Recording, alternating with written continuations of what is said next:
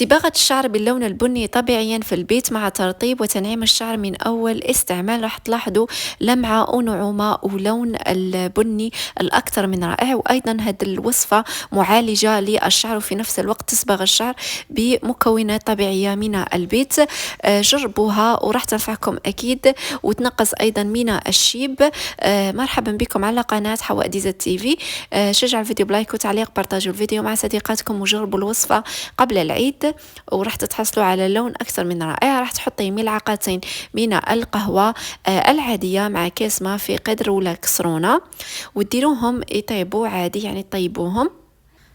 المهم راح تطيبوها عادي كما تطيبوا القهوة. في هذه المرحلة إذا كان عندكم شيب تقدروا ديروا مع هذه القهوة قشور الرمان وتخلوهم يطيبوا ويغلوا مع بعض. بعدها راح تصفوا الخليط تاع القهوة ولا الخليط تاع القهوة وقشور الرمان بهذا الشكل. راح تجيكم حوالي كاس من القهوة. ونبقى الآن نضيف المكونات الأخرى. راح نضيف ملعقتين كبيرة من كاكاو البودر، الكاكاو المر، ماشي كاكاو الحلو لأنه الكاكاو حلو لونه يجي فاتح، لازم يكون الكاكاو المر هذاك اللي لونه أسود. أنا هنا كان عندي غير شوية درت ملعقة، لكن نتوما باش تنجح معكم ديروا ملعقتين كبار كاكاو المر. وراح تزيدوا أيضا ملعقة كبيرة تاع قهوة سريعة الذوبان اللي هي النيسكافيه. وراح تزيدوا أيضا الحنة الورقية الطبيعية، يعني لازم الحنة تكون طبيعية ماشي هذيك الحنة المخلطة.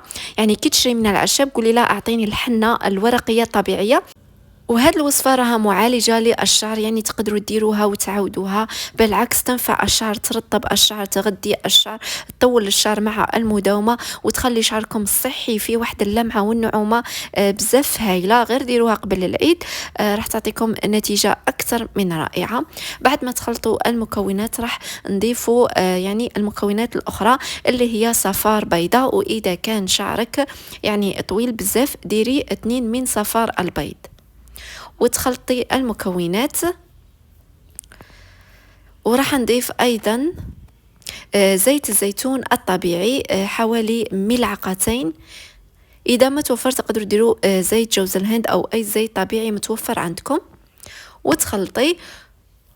وراح نضيف أيضا الخل، لأنه الخل يساعدنا في تثبيت اللون. إذا كان عندكم خل التفاح من الأفضل ديروا حوالي ملعقة كبيرة، إذا ما توفر استعملي أي نوع خل حوالي ملعقة كبيرة.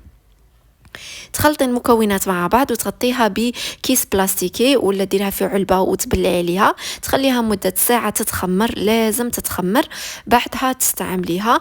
طريقة الاستعمال شوفوا بعد ما راح تتخمر راح تولي معكم شوية ثقيلة، تحسيها تولي عاقدة. شوفوا القوام راح تولي عاقدة. راح تحطيها على شعرك من الجذور حتى الأطراف خصلة خصلة وتغطي شعرك ببلاستيك وتخليها مدة 4 ساعات وتغسليها.